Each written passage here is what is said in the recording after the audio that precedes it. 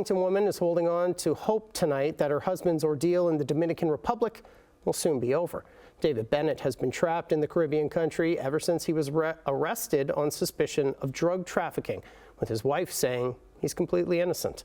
Al Sweeney joins us live in studio with the latest. Matt, this was day 32 for Bennett. 32 days since he was arrested at the Punta Cana airport as he was preparing to fly home from a Dominican Republic vacation.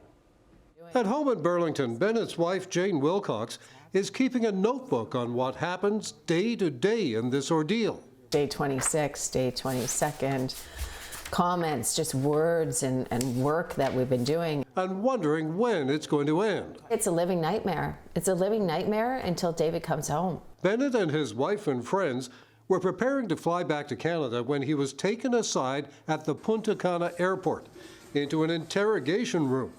Authorities questioned him about a bag containing drugs with a tag on it similar to his name, but not exactly the same. It's clear as day that, you know, we were never in possession or near a bag like that. Jane says he had nothing to do with the bag. All we know from the evidence is that Dave was never seen with the yellow bag in the Toronto airport.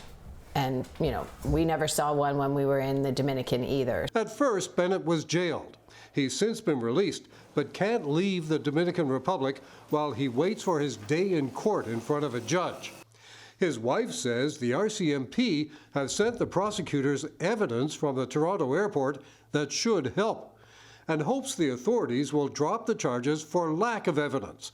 In the meantime, she visited him last week. It was really intense and beautiful to get back together physically, but gut-wrenching to leave. And there's an outpouring of support for Bennett in Burlington, with a fundraising event and a Give, Send, Go page raising $48,000 between them, enough to pay their legal and travel expenses so far. People are telling us that they think of us every day. I think people can really relate that it could have been them. Like, this could have happened to anybody. It's so random that people want to help because if it was the other way around and they were in that position, they'd want people to help them too. Saturday will be Bennett's 57th birthday, and his wife is holding on to hope that he could come home then.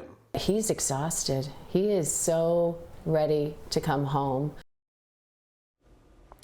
So Bennett's wife is hoping the prosecutors will see there isn't enough evidence for a conviction and let him come home. If that doesn't happen, Bennett still doesn't have a date set for a preliminary hearing where a judge could assess the evidence. The legal process is taking longer than expected.